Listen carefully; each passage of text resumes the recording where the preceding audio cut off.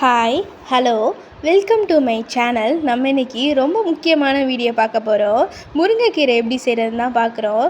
நம்ம ஊரில் தங்கம் கூட ஈஸியாக கிடச்சிரும் போல் முருங்கைக்கீரை கிடைக்கிறது ரொம்ப கஷ்டம். அதனால் கிடைச்ச முருங்கைக்கீரையை யூஸ்ஃபுல்லாக பயன்படுத்திக்குவோம். எப்படி இந்த முருங்கைக்கீரையை செய்யலான்னு பார்க்கலாம். ஒரு பேனில் கொஞ்சமாக ஆயில் ஊற்றிக்கோங்க, தேவையான அளவு ஊற்றிக்கோங்க. வரமிளகா, கடுகு, உளுந்தம்பருப்பு, கடலைப்பருப்பு போட்டு நல்லா வதக்கி எடுத்துக்கோங்க. கொஞ்சமாக ரோஸ்ட் ஆனால் போதும்.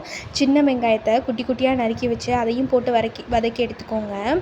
கீரை எப்படின்னா, நீங்கள் சமைக்கிறதுக்கு முன்னாடி 2 நிமிஷம் தண்ணியில் ஊற வச்சுட்டு எடுத்திங்கன்னா போதும். ரொம்ப நேரம் ஊற வச்சிட்டிங்கன்னா கசப்பு தன்மை ஃபுல்லாக இறங்கிடும். அதனால் 2 நிமிஷத்தில் ஊற வச்சுட்டு எடுத்து நல்லா போட்டு கிண்டிக்கோங்க. முருங்கைக்கீரை அந்த சட்டியில் அடங்கவே அடங்காது. அதனால் நல்லா தண்ணி தெளித்து கிண்டினீங்கன்னா தான் கொஞ்சம் கம்மியாகவே வரும். இந்த அளவுக்கு எனக்கு இப்போ அவ்வளோ கீரை இருந்ததில்லை. இப்போ பாருங்கள் இவ்வளோதான் ஆயிடுச்சு. தண்ணி தெளித்து கிண்டினேன். இன்னுமே தண்ணி இஞ்சுற வரைக்கும் வெயிட் பண்ணுங்கள். தண்ணி இஞ்சினதுக்கப்புறம் லைட்டாக உப்பு தூவி இறக்கிட்டிங்கன்னா போதும். ஏன்னா உப்பு போட்டதுக்கப்புறம் கல் உப்பு போட்டிங்கன்னா இன்னும் தண்ணி நிறையா வரும். அதனால் நைஸ் உப்பு போட்டுக்கோங்க.